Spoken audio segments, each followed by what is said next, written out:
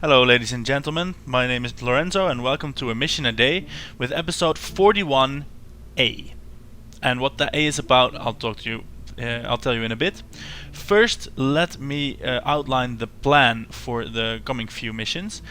As you might know, and if you don't, please watch yesterday's mission and the few missions before that. Currently we have a space station in orbit around Vol. A Kerbal landed on the surface of Vol and everyone is completely out of fuel. We have soil samples from Pol, from Vol, and everyone is happy and there is a lot of science, although they don't have enough fuel to get back. Enter the safety needle. This combination of fuel tanks will accomplish everything, at least that's the plan. It will get them back from Jool. It will land them in Kerbin's atmosphere, because both the landers, the one that inadvertently landed on Pol and the one that landed on Vol, need to land on Kerbin. Again, because they need to return their soil samples. This was never accounted for in the design, so they don't have heat shields, they don't have parachutes, they have nothing of the sort, so they need equipment for that. Enter these fuel tanks. The premise of the mission is very simple. We're going to fly these fuel tanks out to Jool, where they will be used to fuel our way back there.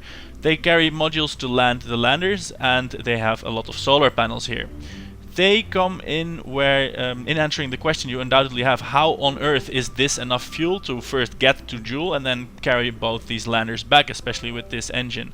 Very good question, and would not ever be enough in any real sort of world. But that's disregarding our miner that we have on Minmus. See, the mission plan is as follows. Around this safety needle I will build a basic rocket that will shoot it to Minmus, where it will be refueled by our trusty miner there. Then that will dock here with the needle, taking it and itself to Jool. This extra fuel will serve to give that miner the delta V it needs to get there. Once in the Julian system, it will pick up or refuel the landers on Vol and in orbit around Vol. The lander on Vol has enough fuel to get back into orbit, at least I hope so. They will be refueled. The whole flotilla, the whole armada will head to Pol, where that little moon will be scanned for kethane. Now that I mentioned that, I should of course add a kethane scanner to this contraption. Or they do have a kethane scanner in orbit around Vol. It's on the space station. Yeah, they're going to somehow use that. They're going to grab the electricity module and move that to Pol as well. Or I could add a kethane scanner. No, I'm going to add the kethane scanner. This one has a lot of drag, but we can put a fairing around that should solve that. Here, this is the point where the landers will eventually be attached. But before that happens, we will need, wait, is this smart? This is not smart.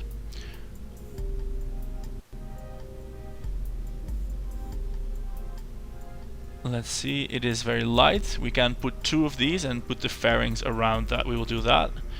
And there will be a fairing around it to nullify the huge drag they have.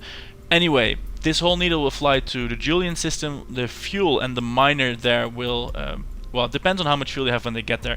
They will either first grab the landers, move everything to Pol, refuel it there, or it will drop the safety needle in Pol orbit, refuel itself, and then take the landers to Pol for a second refueling. And then this whole contraption, we will put both of the landers docked here to the needle. We will ditch the miner, that will stay behind. On the bottom of the needle there will be the Vol lander, that has a nuclear engine, that will push everything to Kerbin, and on the top here we will dock the orbital module, and then that whole needle-like thingy can fly back to Kerbin.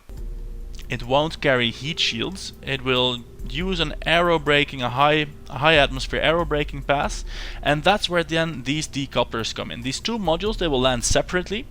They will each carry one of these fuel tanks with parachutes on them on top, and they will use their rockets to slow down sufficiently so that they do not have to do an aerobraking, they don't burn up in the atmosphere, and then the parachutes on these modules that will be docked to their capsules will serve to float them down to the surface. Any excess speed will be dealt with by their rockets. quite a daring plan. I hope everything will work, and when that is done, they will be back on Kerbin, and we will have a lot of science and everyone will be happy. One part I didn't explain is here this bottom small tank with 8 solar panels. This is to be used on top of the miner should it have to mine fuel on Pol, because as you might imagine, Pol is very far away from the sun, so it will need more power, so that the miner has a little bit more power. So now, secondly, this was the good news, we have a plan for bringing our Kerbals home. The bad news is that none of my save games, none of my mods, nothing appears to be working in 0.23, so we are going to do this in 0.22. So none of the new shiny features and none of the updates and the performance enhancements. Too bad. I hope the modders will update their mods so that I might be able to salvage something, but we might be looking at a newish series to make use of 0.23. Now the reason why I am in the VIB all this time, my computer is having some trouble. Let's have a look at that.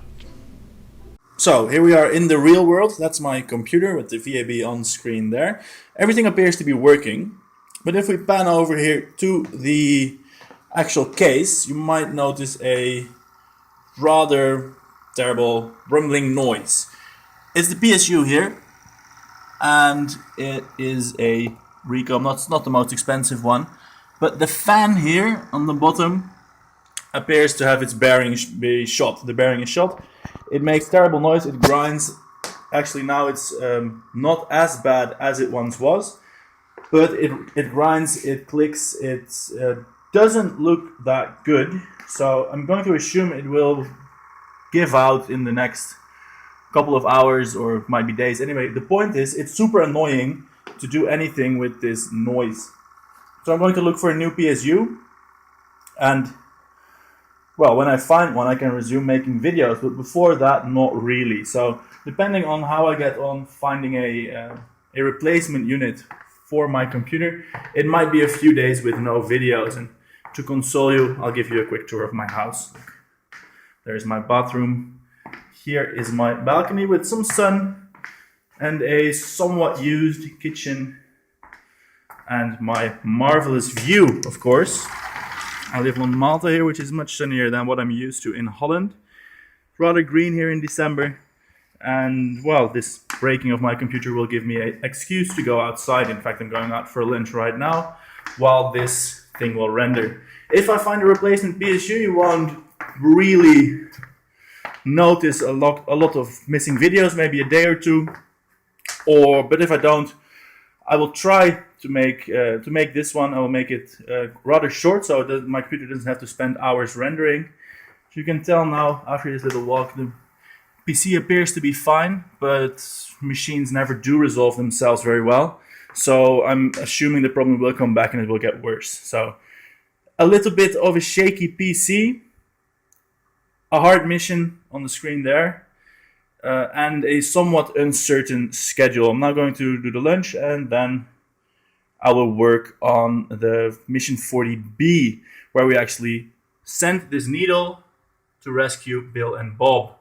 So thanks for watching. I'm Lorenzo. See you possibly tomorrow.